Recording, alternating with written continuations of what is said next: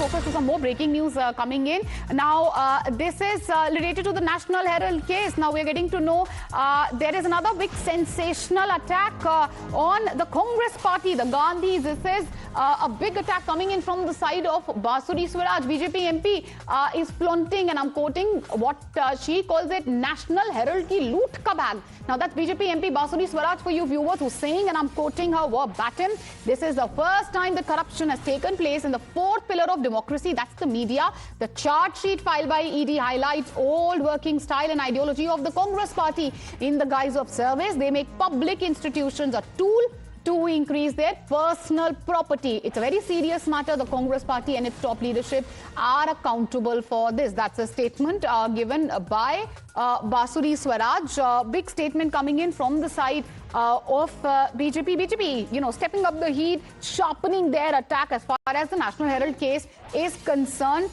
What's the latest? Now, we have Basudri who's waded into the controversy. Big attack on Gandhis. Listen to what Basudri Swaraj had to say, first of all, viewers. क्या message है ma'am जी? आप ये देखिए, ये पहली बार हुआ है कि डेमोक्रेसी का जो फोर्थ पिलर है, चौथे स्तंभ, यानी मीडिया को लेकर भी भ्रष्टाचार हुआ है। हाल ही में जो चार्जशीट ईडी ने फाइल करी है, ये बहुत ही गंभीर उदाहरण उजागर करती है जहां पर कांग्रेस की पुरानी एक कार्यशैली और उनकी विचारधारा उभर कर आती है। वो सेवा की आड़ में सार्वजनिक संस्थाओं को अपनी पर्सनल जागीर बढ़ाने का एक औजार बना लेती हैं। बहुत गंभीर मामला है।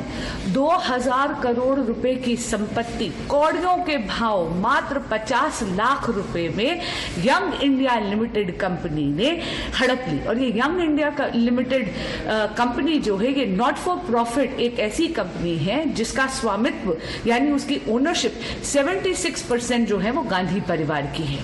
और इसीलिए आज के दिन कांग्रेस पार्टी की और कांग्रेस के शीर्ष नेतृत्व की जवाबदेही बनती है, न केवल इस देश की जनता को बल्कि 25 अप्रैल को कोर्ट के समक्ष भी। मैम, लेकिन जब ये कार्रवाई होती है, ईडी की तरफ से पूछताछ होती है, चार्जशीट होती है, तो कांग्रेस पार्टी की तरफ से कहा जाता है कि पॉलिटिकल वेंडेटा है और टारगेट किया जा रहा है बीजेपी की तरफ से। जी, इसे कहते हैं एक तो चोरी और फिर सीनाजोरी।